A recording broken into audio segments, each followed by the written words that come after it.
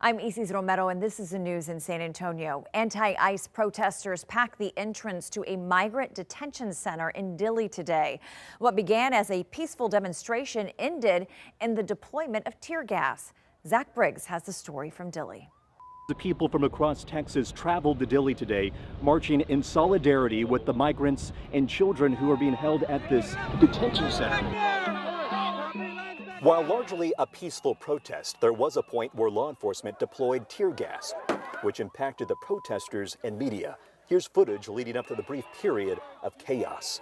Law enforcement ordering protesters and reporters to get back, and you could eventually see one of the officers throw canisters of tear gas. My colleague and I were working on this story inside our car at the time when this happened, and even we couldn't escape the effects of the tear gas. Opening the door just a little bit let the chemical irritant inside, but we're doing okay. Protesters marched 2 miles from downtown Dilley to the ICE detention center. That's where Liam Ramos and his father are being held after being taken into custody in Minnesota. Congressman Joaquin Castro was able to meet with Liam while touring the facility. Here's Misty Barrera, who traveled from Houston this morning to take part in the protest. She happened to be on the front lines when law enforcement deployed the gas. We weren't doing anything wrong. We weren't harming anyone. We weren't inciting anyone. They can't even hear us from the prison. So it was just a show of force and to just try and scare us. And frankly, it's only motivating me to come back more and to fight harder. And providing any other medical service they needed, including the protesters and reporters who were on the front lines when law enforcement deployed the gas. In Dilley, I'm Zach Briggs, KENS 5. A man will spend decades in prison for his ties to the murder of a 30-year-old man. Joe Anthony Guerra's body was found at a dump site on Bassey Road in April 2022. Earl Stoudemire explains. Paul Chacon was sentenced to 40 years in prison for aggravated robbery and kidnapping of Joe Anthony Guerra. In April 2022, Guerra was selling Xanax to Chacon and Esteban Xavier Flores at a home on Bassey Road. Police later discovered video showing Chacon and Flores torturing and assaulting Guerra. Guerra died from his injuries, and the arrest affidavit for Flores and Chacon details how they left his body at a dump site near the home. Guerra's body was discovered several days later. In November 2023, federal agents raided the home on Bassey Road and arrested both men. Flores was charged with murder, but according to online records, that charge was dismissed. He's still awaiting trial. Chacon's sentence also involves the aggravated robbery of Anthony Orozco, who was attacked on video before his clothes and jewelry were taken a month before Guerra's death. Earl Stoudemire, KENS 5. Last week, the Atascosa County Sheriff's Office were looking for 3 sex offenders who failed to comply with registration rules.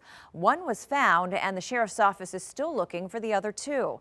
Simone Simpson is following the story. Recently, while conducting routine address checks, the Sheriff's Office says 3 sex offenders on unrelated cases had absconded from the addresses they were reportedly living in Atascosa County. As the sheriff of the county, I take that responsibility serious to make sure that these sex offenders are complying with their court order registration. Atascosa County Sheriff Jay Guerra says all 3 failed to register themselves as sex offenders. According to state law, it's up to them to find their local law enforcement agency and register themselves. It's their responsibility to keep up with it. Blake Flores is the first of the 3 tracked down by deputies and was taken into custody Tuesday. Found here in an abandoned home in Christine, where he was allegedly found with crystal meth.